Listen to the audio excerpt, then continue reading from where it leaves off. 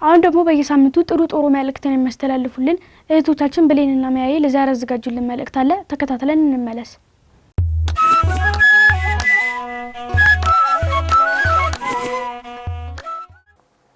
በስመ አብ ወወልድ ወመንፈስ ቅዱስ አሐዱ አምላክ አሜን።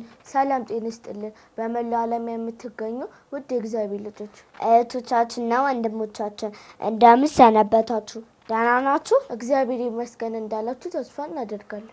አሜን። የአምላካችን የልዑል እግዚአብሔር ስሙ ዛሬም ዘወትርም የተመሰገነ ይሁን። እንኳን አደረሳችሁ። ቢሉ እህቴ። አቤት ማያቴ።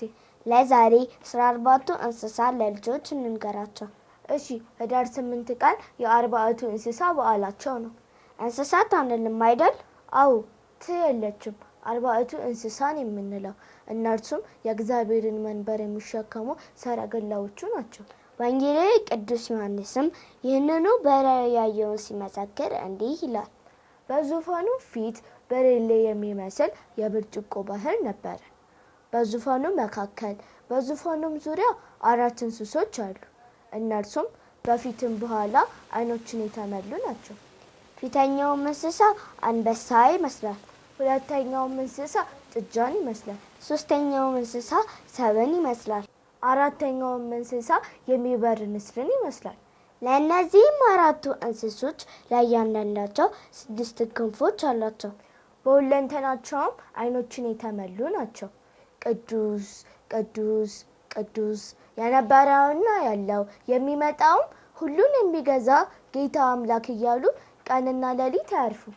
እነዚህ እንስሶችም በዙፋን ላይ ለተቀመጠው ከዘላለም እስከ ዘላለም በሕይወት ለሚኖረው ለእርሱ ክብርና ውዳሴን ምስጋናንም ይሰጣሉ።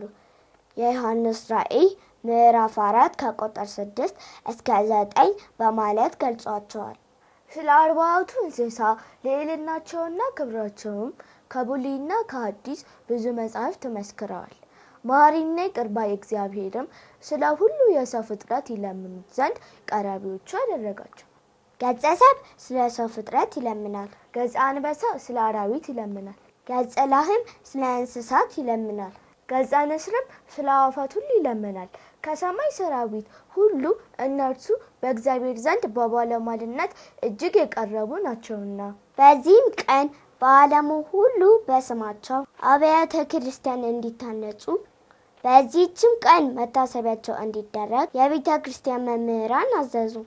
እነርሱ ስለ ሰው ወገን ሁሉ በእግዚአብሔር ዘንድ ይማልዳሉና። እውነት ነው። ለዛሬ በዚህ እናብቃ።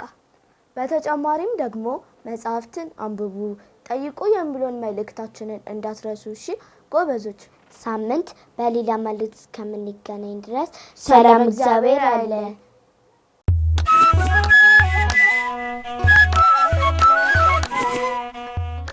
ውድ እግዚአብሔር ልጆች ከመልእክቱ ተመልሰናል። መልእክቱን ላቀረቡልን ለእህቶቻችን እግዚአብሔር አምላክ ቃልዎትን ያሰማልን።